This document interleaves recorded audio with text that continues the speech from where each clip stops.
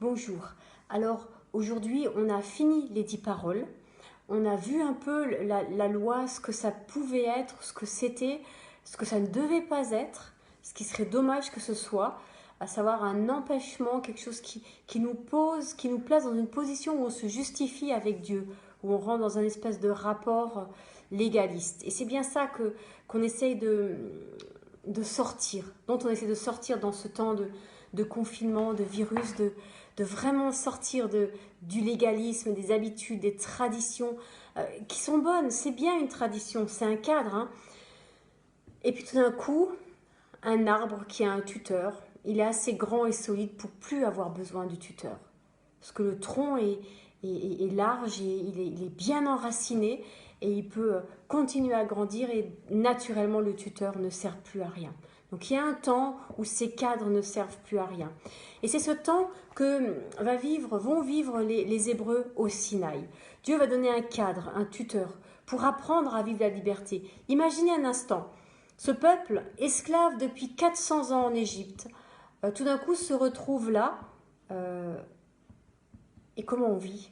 Vous voyez, comment on vit? Alors Dieu donne 10 paroles. Et nous verrons dans la suite de l'Exode qu'ils vont les habiller, ces paroles, les remplir, de comment le faire concrètement. Mais pour l'instant, on n'en est pas encore là. On en est à ce rendez-vous sur la montagne. Tout le peuple, dit le texte, c'est dans Exode 20, tout le peuple entendait les tonnerres et le son de la trompette.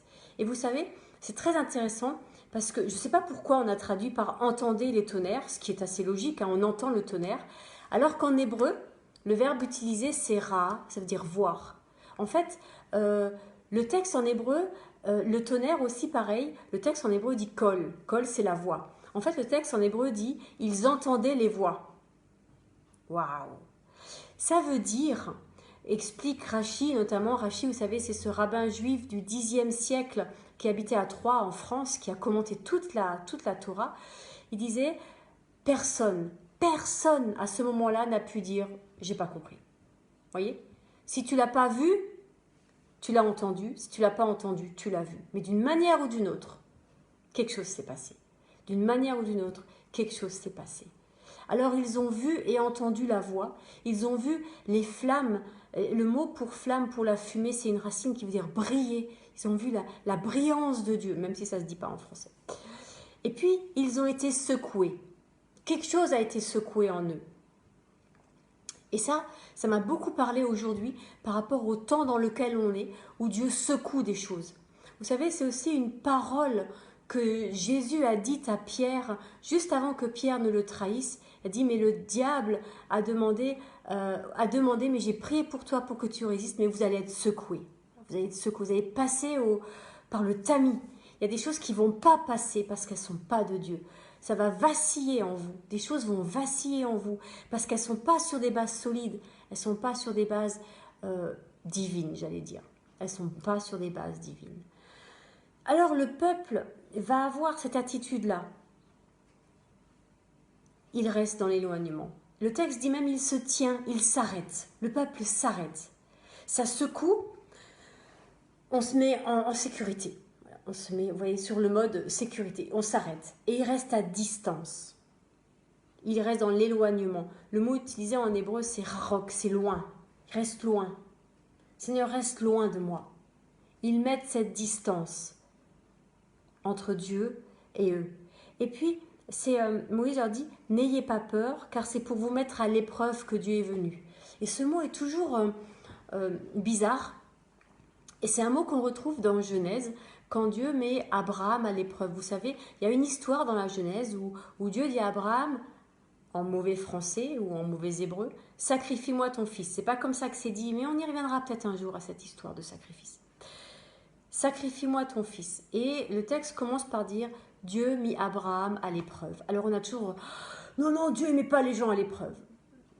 Eh bien c'est vrai parce que le texte là veut dire en hébreu, Dieu il fait une tentative, il tente de vérifier quelque chose. Il tente de vérifier, dans l'histoire d'Abraham, est-ce qu'Abraham a vraiment compris quelque chose? Et un jour, on verra quelle était la question qu'avait Dieu. Parce que Dieu a des questions. Et Dieu se posait, mais est-ce qu'Abraham a vraiment compris? Et là, pareil, Dieu se pose une question. Est-ce qu'ils ont vraiment compris? Mais compris quoi? Eh bien, est-ce qu'ils ont vraiment compris qui je suis? Voilà la vraie question que se pose Dieu. Est-ce qu'ils ont vraiment compris qui je suis? Mais qui est Dieu? Eh bien, la chose qui le qualifie, j'allais dire, le plus parfaitement, c'est sa sainteté. Dieu est saint. Il est 3 fois saint. Est-ce qu'ils ont vraiment compris ça? Alors, ils ont eu peur. N'ayez pas peur. N'ayez pas... Voilà, Dieu vous éprouve parce qu'il veut que vous ayez sa peur devant les yeux. Et en même temps, Moïse va leur dire, n'ayez pas peur. Alors comment on fait? On a peur ou on n'a pas peur? On a peur de quoi? On a peur de qui? Alors il y a des peurs qui sont bonnes. Dire quand vous êtes dans la rue et qu'en face de vous, pour une raison quelconque, on va imaginer que c'est possible, arrive un tigre, il vaut mieux avoir peur. Il vaut même mieux que cette peur vous paralyse. Parce que si vous courez, ça va être dangereux. Vous voyez ce que je veux dire? Donc oui, il y a des fois, c'est mieux d'avoir peur. Là, c'est mieux d'avoir peur. Parce que si vous n'avez pas peur et que vous vous présentez au fond n'importe comment devant Dieu, il y a des conséquences. Et les conséquences, c'est qu'on est exclu de sa présence. C'est qu'on peut mourir parce qu'on ne tient pas devant la sainteté de Dieu. Voilà, c'est tellement autre chose. C'est comme prétendre vouloir regarder le soleil en face sans lunettes de soleil. Eh bien, on se brûle les yeux. Vous voyez, des choses qui sont juste pas possibles. Donc l'humain ne peut pas tenir devant la sainteté de Dieu. Mais nous, on ne tient pas devant la sainteté de Dieu tout seul. On a Jésus. Entre moi et Dieu, il y a Jésus. Et qui met la bonne distance. Et là, le peuple, il est loin. Parfois, j'ai la tentation de dire il est trop loin. C'est trop loin. Et quelle est la bonne distance? C'est entendre la voix du berger. Quand je n'entends plus sa voix, c'est que je suis trop loin, il faut revenir. Tant que j'entends sa voix, tout va bien. Ça veut dire qu'on a une liberté, on a une vraie liberté. Et que Dieu nous l'a donnée, nous l'a offerte comme un cadeau. Mais attention à ton éloignement. Ne t'éloigne pas trop. Alors, oui, ce qui est intéressant, oui, il faut avoir peur. Et vous savez ce que dit le texte là sur la peur, c'est vraiment très beau. Et il dit que vous ayez sa crainte devant le visage, devant vos faces, afin que vous ne péchiez pas. Voilà à quoi sert la peur.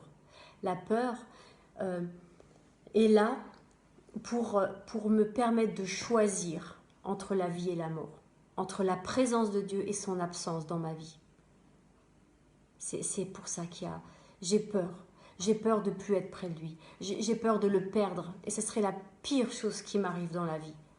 Est-ce que ça veut dire que je peux rater ma vie et que le critère de dire j'ai réussi ma vie, c'est Dieu? Et pourquoi pas? On sait bien que certains critères sont vains et futiles. Le critère de réussite de la vie, ça ne peut pas être mon compte en banque. Je ne suis pas réduite à ça. Ça ne peut pas être ma belle maison, mes beaux vêtements, mes 15 enfants. Je ne peux pas être réduit à ça. Ça, c'est du faire. Mais qui je suis au fond de moi? Et dans ce lieu très saint, un seul a accès. C'est Dieu. C'est Dieu. Lui, il a accès au plus intime de moi-même. Et c'est là qu'il vient me rencontrer. Et c'est là où la louange a du sens. Et c'est pour ça que, aujourd'hui encore après, on prendra un chant pour rentrer dans cette intimité-là avec le Seigneur. Alors, l'Éternel est là, et le seul qui s'approche, c'est Moïse. Parce que lui aussi a peur. Mais il a peur de ce qui en lui l'empêche de rencontrer Dieu. Il n'a pas peur de Dieu. Il faut avoir peur de la bonne chose. Moi, j'ai peur de tout ce qui peut m'empêcher de rencontrer le Seigneur. Mais de lui, j'ai pas peur. Comment pourrais-je avoir peur de quelqu'un qui m'aime au point de donner Jésus pour moi, de venir, d'enlever son manteau de majesté, de descendre de la gloire de son trône, de s'incarner en un homme et de mourir sur une croix parce qu'il m'aime. J'ai pas peur de lui, j'ai peur de moi, j'ai peur des circonstances, j'ai peur de pas y arriver, mais j'ai pas peur de lui. Parce que plus je passe du temps dans sa présence, plus j'apprends à le connaître. Et c'est là le secret. C'est là le secret de ce passage. Et vous verrez demain, les versets qui viennent ensuite, c'est sur la question du sacrifice. Et on en parlera. On parlera. Qu'est-ce que c'est un sacrifice? Et je vais vous donner déjà une piste. Un sacrifice, c'est un moment et un lieu pour rencontrer Dieu. Et c'est tout. C'est le lieu de la rencontre. Alors, qu'on puisse maintenant rencontrer Dieu et ne pas être trop loin. Approchons-nous du Seigneur. Comme Moïse. Le texte dit Moïse s'approcha. C'est un petit chant facile que certains connaissent. Il s'appelle Kadosh. Tu es saint. Je vais mettre la feuille devant moi, ça va être plus simple. Voilà.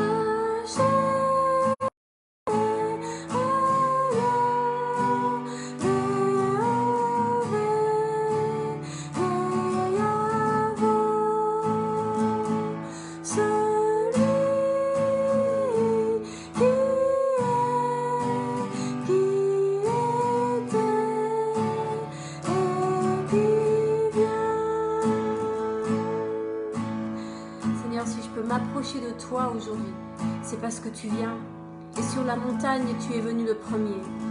Oui, c'est toi qui es descendu. Dans les flammes, dans le feu, dans la nuée. Et à ce moment-là, la nuée, c'est les ténèbres. Au cœur de mes ténèbres, tu descends. Oh Jésus, tu descends. Tu viens me rencontrer. Rien de ce que je pourrais faire ne me permettra jamais de monter d'un millimètre vers toi. Tu descends.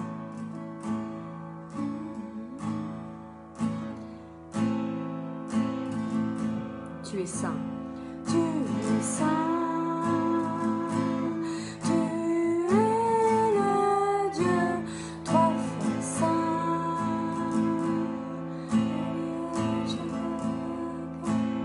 Tu es saint. Tu es le Dieu trois fois saint.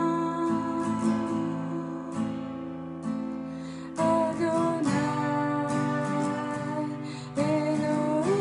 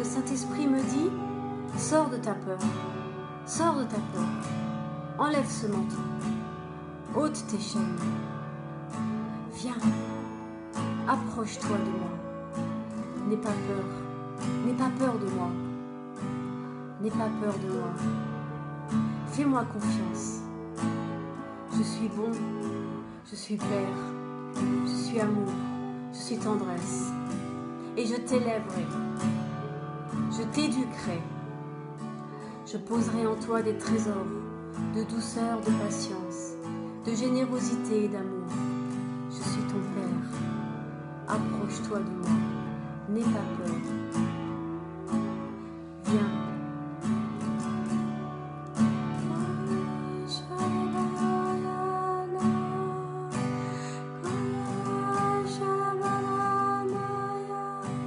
Quand il n'y a plus de mots pour dire à Jésus qu'on l'aime, laissez monter ces paroles bizarres d'ailleurs, juste pour dire je t'aime autrement.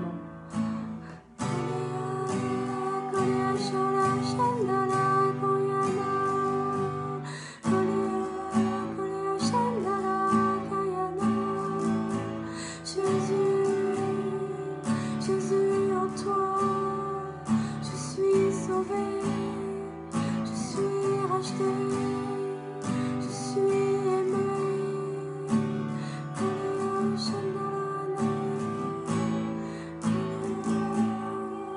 Tu changes ma vie, tu changes ma vie, tu donnes espoir, tu donnes espoir, tu prends la peur, tu prends la peur.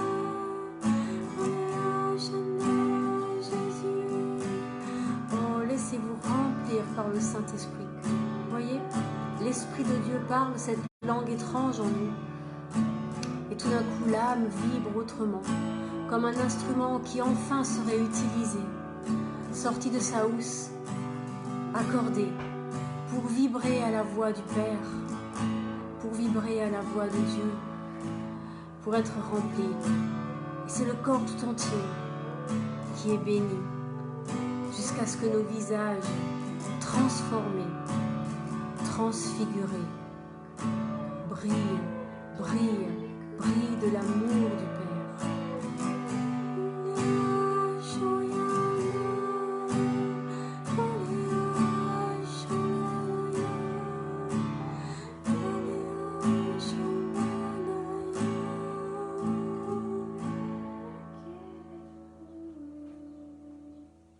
Soyez bénis. Jésus vous aime et c'est formidable qu'une nouvelle vie commence. Amen.